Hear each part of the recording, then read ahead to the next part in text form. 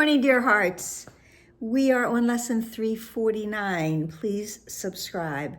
So we have one more lesson after today, and then we will have completed the 13th special relevant thought in part 2 of the workbook, going into the last special relevant thought before we are completing this glorious workbook that we have been studying in this year that we have given to God. However, one thing I want to mention, and not everyone perhaps agrees with this thought, but just because we've completed the workbook once or twice or 5 or 10 times, that doesn't mean we get to stop. The workbook, as I've said, is like the meat and potatoes or the kale and the tofu of this course. And we never give up feeding our body. So I don't believe we should give up feeding our soul.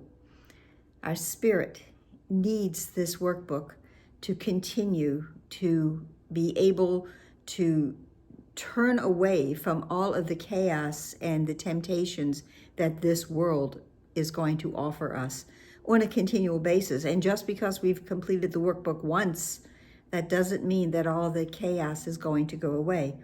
I assure you it will not. So I do the workbook year after year after year. I can't even count the number of times at this point that I've done it. I've lost count. But when people ask why to continue doing the workbook, and remember at the beginning of lesson 1, when I spoke about, an untrained mind is not sustainable. Well, our minds are not completely untrained, but if we want to be able to sustain them, we're going to need to continue to practice. And why practice? Well, I say, and it's sort of a joke, but it works, it's true. I practice so I can get to heaven. And the same reason I would practice if I wanted to get to Carnegie Hall. It's all about practice, practice, practice. And it's a glorious practice, in my humble opinion. So today's lesson, 349, today I let Christ's vision look upon all things for me and judge them not, but give each one a miracle of love instead. So we can see that this is an expansion, a correction even, if you will, from lesson 347, that, we now have the awareness that anger comes from judgment, and judgment is the weapon that I use to keep the miracles away from me. And now I'm going to use Christ's vision because I want the miracles all to come to me. I want to have them instead of judging. And as we have learned, if we do not bless, we must judge. So in order to avoid that practice, we use Christ's vision, because there is no judgment in Christ's vision, because Christ sees everything as pure and perfect as it truly is, true perception. What I'm going to do is what I did, I think a year ago, and I'm doing what I think we call a mashup between lesson 270 and today's lesson. Lesson 270, I will not use the body's eyes today because I'm going to let Christ's vision look upon all things for me and judge them not, but give each one a miracle of love instead. So I will read a line from today's lesson and then from 270, and you'll let me know if you think it was effective. So would I liberate all things I see and give to them the freedom that I seek. Father, Christ's vision is your gift to me, and it has power to translate all that the body's eyes behold into the sight of a forgiven world. For thus do I obey the law of love and give what I would find and make my own.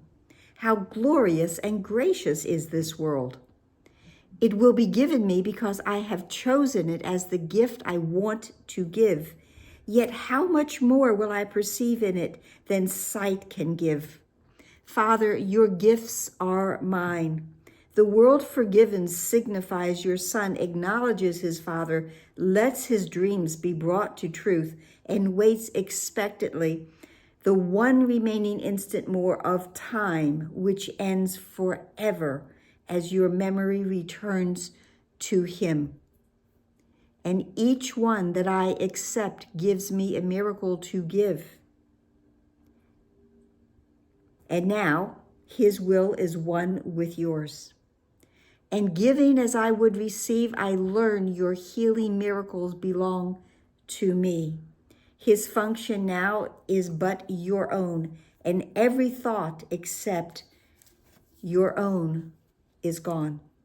So every thought that came from a small mind, not my holy mind, not our holy mind, is now gone.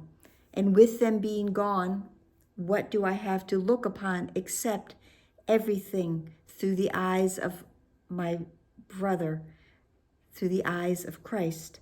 And I see a glorious world forgiven, in which all that I obey and all that I practice is indeed the law of love.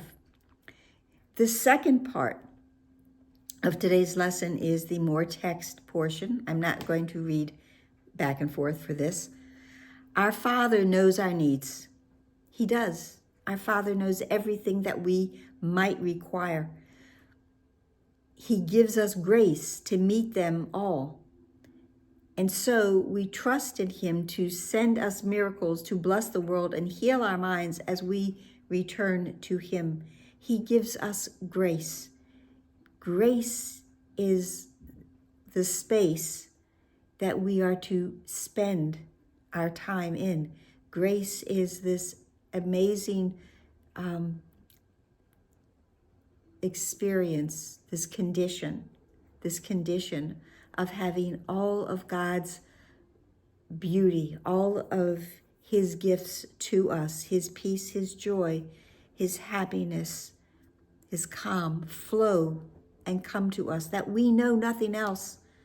Because when we have grace, we have peace, we have love, we have it all.